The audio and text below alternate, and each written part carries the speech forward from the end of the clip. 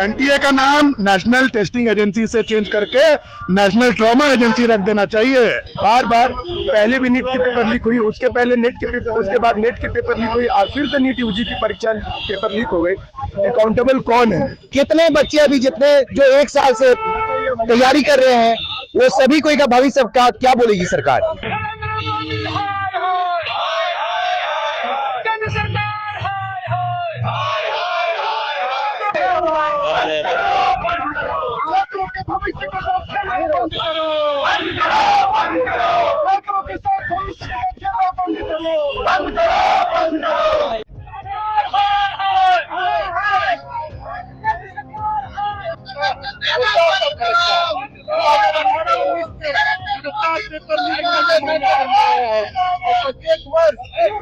आप देख सकते हैं कि युवाओं के भविष्य के साथ ये सरकार पूरा एकदम निकम्मी है और सरकार युवाओं के भविष्य के साथ खेल रही है।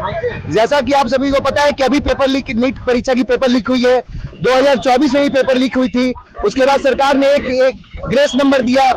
कितने बच्चे अभी जितने जो 1 साल से तैयारी कर रहे हैं, वो सभी कोई का भविष्य का क्या बोलेगी सरकार? आप ये समझ सकते हैं कि ये जो पेपर लीक हो रही है, ये सिर्फ पूंजीपतियों के लिए हो रही है। पूंजीपति लोग, अमीर खानदान, अमीर बड़े बड़े व्यापारी के बच्चे लोग पेपर खरीद रहे हैं और उनके बच्चे लोग एग्जाम देके पेपर पास हो रहे हैं। ये सरकार को यही संदेश देना चाहते हैं, 22 लाख अभ्यर्थी, उनके भविष्य के साथ खिलवाड़ क्यों हो रहा है? ये सवाल पूरे शिक्षा मंत्री और प्रधानमंत्री के सवाल का जवाब युवा कांग्रेस देकर रहेगी। 22 लाख अभ्यर्थी, नीट यूजी की परीक्षा, गलतियां से लोग सीखते हैं, लेकिन इस सरकार में लगातार बार बार पहले भी नीट की पेपर लीक हुई, उसके पहले नेट के पेपर, उसके बाद नेट के पेपर लीक हुई, और फिर तो नीट यूजी की परीक्षा पेपर लीक हो गई। अकाउंटेबल कौन है? ये तानाशाही सरकार सिर्फ और सिर्फ पूंजीपतियों की सरकार है। आज पेपर वही खरीद रहा है, आज पेपर खरीदने का काम वही कर रहा है जो खुद पूंजीपति है, चाहे वो 30 लाख में हो, 35 लाख में हो। आज एक भाजपा का नेता को डिटेन किया गया है। आपको ये सूचना होगी, भाजपा का नेता को डिटेन किया गया है पेपर लीक के मामले में। ये छोटा विषय नहीं है, ये बहुत बड़ा विषय है। नरेंद्र मोदी की सरकार चुनाव में तो बहुत अच्छा काम करती है, चुनाव में तो वो खरीदने का काम करते हैं और चुनाव बहुत अच्छा सुचारू रूप से चलाती है।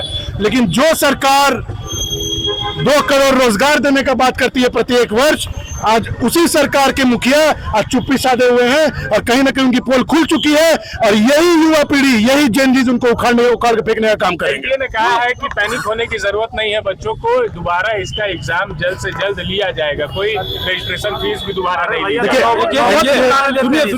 एनटीए का नाम नेशनल टेस्टिंग एजेंसी से चेंज करके नेशनल ट्रॉमा एजेंसी रख देना चाहिए।